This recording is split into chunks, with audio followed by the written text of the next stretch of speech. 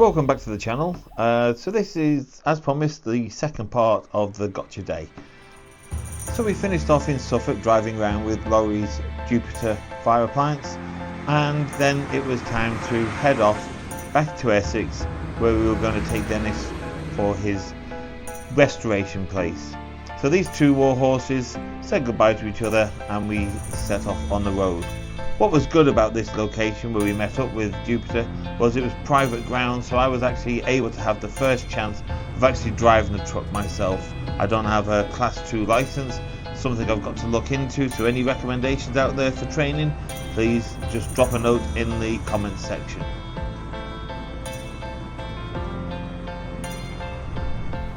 So we hit the road again with Tom at the wheel and started making our way to Essex.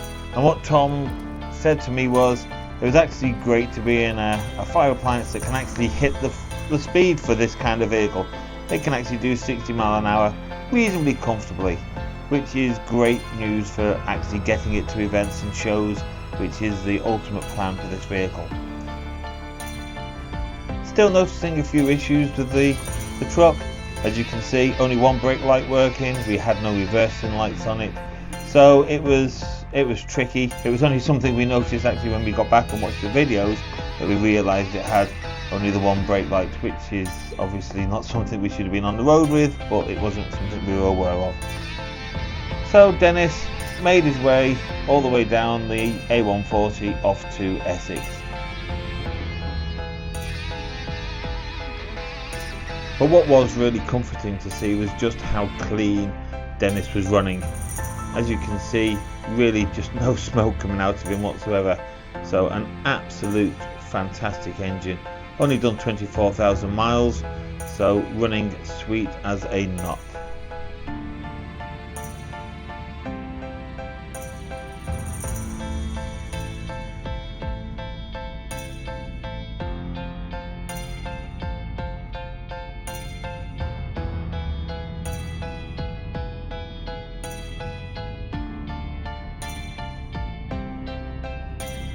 What was really good to see was just how many people really seemed to like Dennis being out there on the road. Lots of people looking, smiling, at the odd wave, and I think it is just because people recognise Dennis not just as a fire engine but as a vintage fire engine, and they're just glad to see these old vehicles still out there strutting their stuff. So when he gets all done up, hopefully he'll be a sight for sore eyes.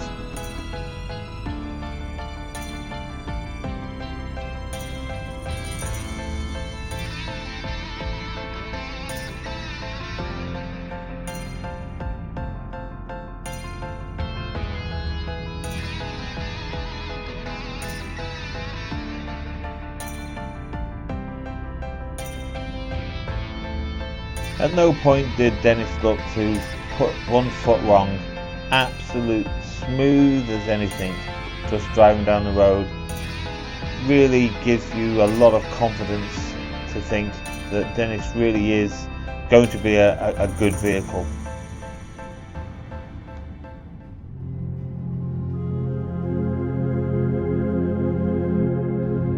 So a couple of hours after leaving the field, having a little drive around the Suffolk countryside with Jupiter, Dennis finally started making his way back to where he was going to get restored.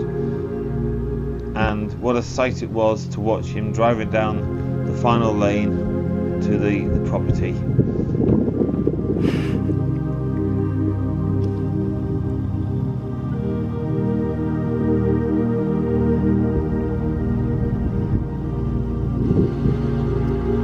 And it was here that we got our first glimpse of the underside of Dennis, just to see what condition he was in after sitting in the field for all those years. And yeah, a little bit of rust as we drove over, but again, nothing massive. Really just a little bit on the exhaust, and that was about the main issue that we saw. However, on arrival, and I showed Laurie where we were going to park, Dennis, he just said, you're going to park him on the grass? And he suddenly says that's just not going to be good for Dennis. So very quickly I had to come up with an idea of how I could put some hard standing underneath Dennis. Fortunately I had some block paving blocks left over, so it was quickly got the shovel out and made a little bit of a hard standing area that Dennis could go on.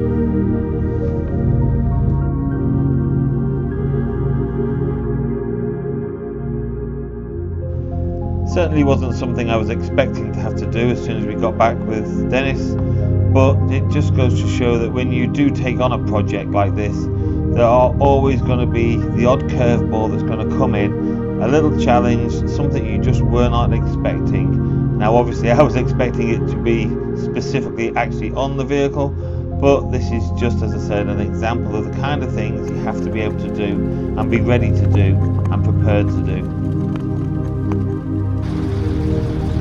So just a little bit later than expected, we managed to get Dennis into his parking spot on his hard standing, ready for the months ahead.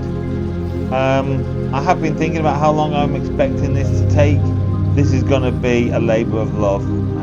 We're going to be spending a lot of time on this, and it's quite possible that this could take a year, 2 years.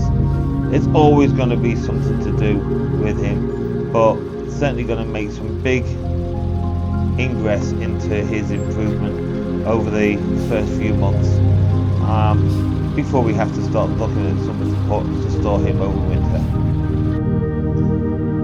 So thanks everyone, that was the end of the video. Please, if you want to see what we're doing, please join us next week. We'll have a look around him, we'll have a look at what all the issues are, but please follow us on TikTok and Instagram, and hopefully like and subscribe to the channel. Many thanks.